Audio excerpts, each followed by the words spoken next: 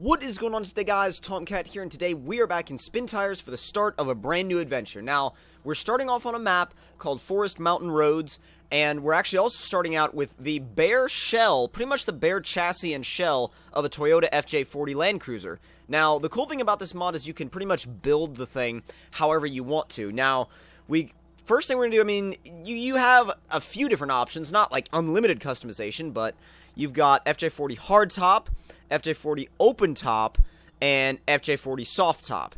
And if it would, there we go. Okay, so FJ40 hardtop, FJ40 open top, if it won't lag like a ton, thank you, and FJ40 soft top.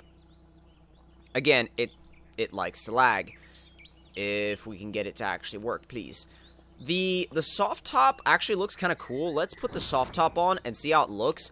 I like it a lot, actually. I like the way the soft top looks. I think, though, that we might try, let's see, uninstall. Let's try the open top. And the open top is kind of a little bit more along the lines of if you're just going to go out and have fun in the thing, you're just going to, not really caring about weather too much. And then the hard top, that's where your full-on kind of exploration vehicle comes into play, because you're really looking at something that's a lot more dedicated to really insulating you from the environment. So I'm actually thinking we're going to go with the soft top because it gives us the protection from the elements, but it also gives us a generator and extra fuel tanks. So we're pretty much all around better off. Now, as far as the tires go, I'm gonna look through them. I haven't looked through them yet. The current ones, the stock ones, they're all right. I feel like they could do just fine. But as far as first ones are nice. Second ones are even nicer. And then, let's see, the third ones, I bet you they're like boggers or something. Oh, you know what? They're not, but they're actually fairly skinny tires. Let's go back to the second ones. I'm actually going to stick with these second ones. These look like, oh crap, we're in high. Let's put it in auto. But yeah, these look a lot like, kind of like a trail grappler type compound. Let's see. Oh, we get a perfect first-person view. This is clean. This is legit. Okay, so as far as I've forgotten how to switch views. All of a sudden, there we go. I was like, I've forgotten how to switch views. But if you look on the map, it's completely cloaked, completely 100% cloaked. We've got some lumber, we got fuel. Really, what we're going to be doing is we're just going to be uncloaking the map. We're not going to be going for lumber or anything like that. We've got let's see, we've got multiple paths. One that goes straight and one that goes left.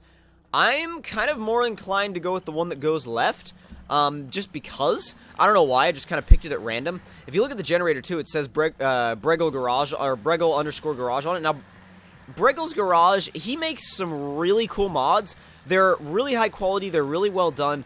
I don't really feature him as much as I feature mods from Spun and Brute and people like that, but I feel like he's kind of a little bit underappreciated in the mod community because he does make really legit mods, and I feel like he deserves a little bit more exposure because look at this mod. It looks great. It's more than original in-game vehicle quality.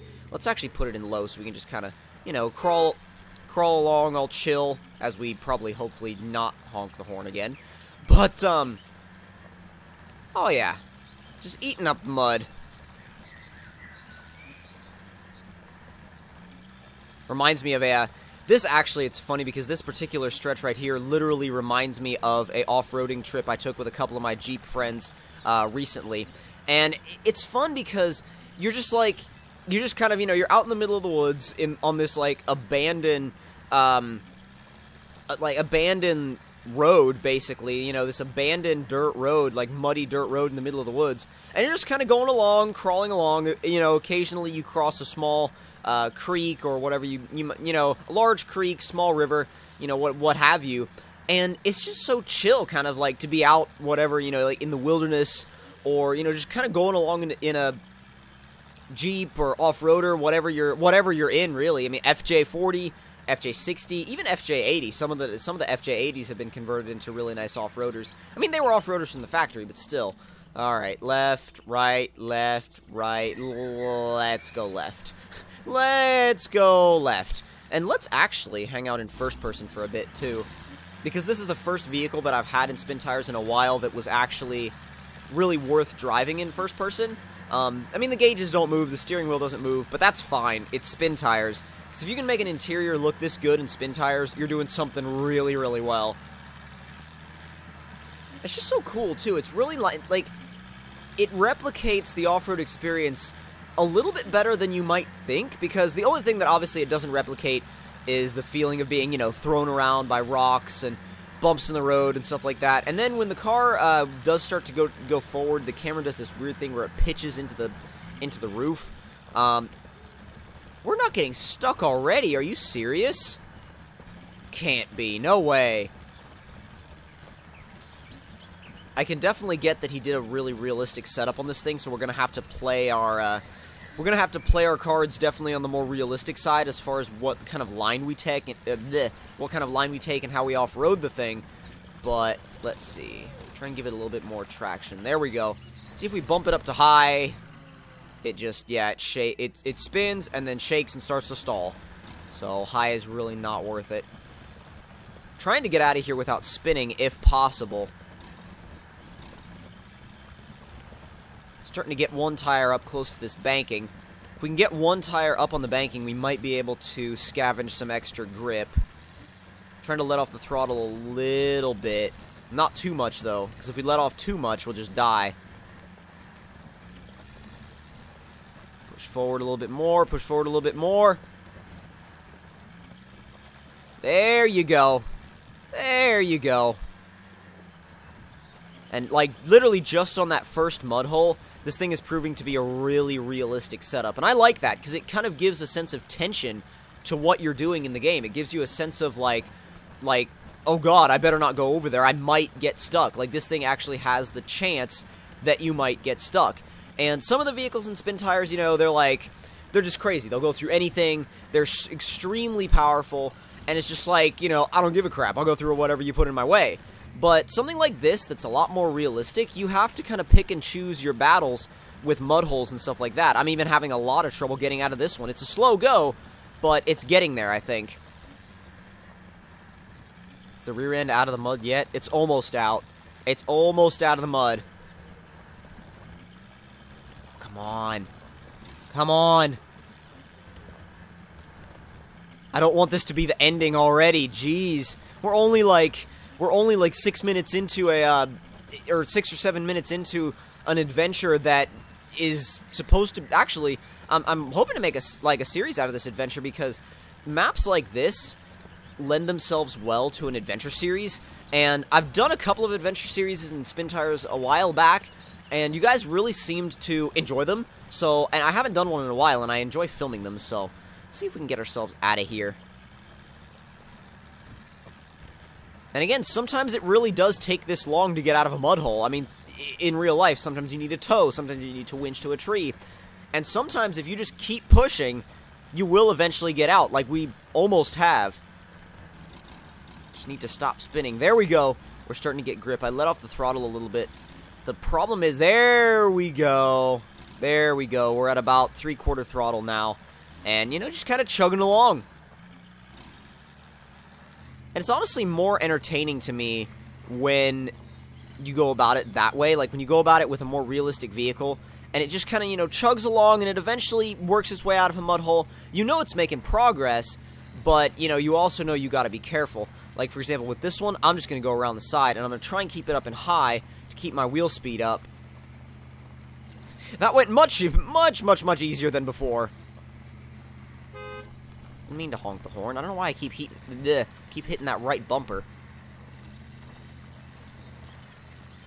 Try and let off the throttle just a little bit. If you stay about 3/4 throttle, it'll kind of skip right along the top of the mud. But if you go full throttle, it starts to dig. Digging is not really what you want, especially with something like this where it doesn't have that much of a lift. And since it doesn't have that much of a lift on it, it kind of likes to, what's the word I'm looking for? Not bottom out, but sink, basically. Having about half throttle and high right now. Come on, come on. There you go. Oh, nope. If you let off it too much, it'll start to stall out on you. That's about 3/4 throttle in low. And 3/4 throttle in low, that's where this thing really grips up and gets grip and goes. If it can't grip up in low at about 3/4 throttle, it's not going to do it. That's pretty much the long and short of it. It's not going to do it. And if I can get as far as possible without having to winch, that would be the best. That would be my ideal outcome for my run on this map. But I love how we have all of our emergency equipment in the back, you know, our generator, and we have like, what, 1, 2, 3, 4, 5 fuel tanks and a toolbox. I mean, we're literally set. All we need now is a tent. Seriously, all we need now is a tent and some food, and we can stay out in the wilderness for weeks. I don't know about weeks, maybe a week. I wonder where that came from. Like, I wonder what path feeds into this path. I also wonder if the cloaking areas, like, I wonder if any of them are on the trail, or if you literally have to venture off the trail to find them. Because if you have to venture off the trail to find them, we might not find any for a while, because I'm kind of keen to stay on the trail for now, because I don't want to get off the trail and then be like, oh, yeah, we're kind of lost in the wilderness. Because, I mean, I get you could follow your tire tracks back, of course, but when I'm on a new map, especially a large one like this, ooh, where do we want to go? We went left last time, so let's go right this time. Although that path to the left looks quite interesting. Like, it looks like it might lead us to some kind of obstacle or mud hole or something like that. And having to focus more on your throttle control makes it a lot more realistic. It makes you feel a lot more like you're actually off-roading. And it lends itself a lot more to the simulation side of spin tires, because, again, in real life, you have to have throttle control. You can't just be going full power everywhere. Because if you go full power everywhere, it's not going to work. You're going to pretty much, you're either going to kill your run, or you're going to get so much mud flung up all over your tires that you're not going to get any grip anymore. Is this just a little... Okay, yeah, it's just a little bit of a pond. I was concerned it was going to be a creek or something. Usually these aren't as difficult as the mud holes, but then again, they can be deceiving. Ooh, that's going to be close. That's dangerous. Come on, come on. I've never been through a water obstacle in real life that's this deep. The deepest, like, water obstacle that I went through was, oh gosh, in a friend's YJ, we went through a river that kind of, oh gosh, I want to say it came just above the front bumper, maybe? Just above the front bumper, maybe just to the bottom of the grill. And that was, I mean, there was some water that, yeah, you know, splashed inside the thing, and, you know, it was all fun and everything, but I definitely haven't been through something that's snorkel levels of deep water for sure. I mean, when you get to the point where you need a snorkel, you're dealing with some Australian stuff, mate. But seriously, like, that off-roading culture down in Australia, I mean, so many off-roaders down there have snorkels because they need them. I mean, have you seen some of the rivers they go through? They're insane. There you go. Come on. Get your grip. Get your grip. There you go. Trying to get it out of the ruts. If I can get it right up between the one of the ruts, we can get a lot more traction that way. Come on, FJ. Come on. You can do this. You can do this. We're nearly out. Nearly out. There we go. It's... Uh-oh. Maybe I spoke too soon because it started spinning for a bit. It started spinning for a bit, and I was like, uh-oh. Crap, maybe I spoke a little too soon on that one.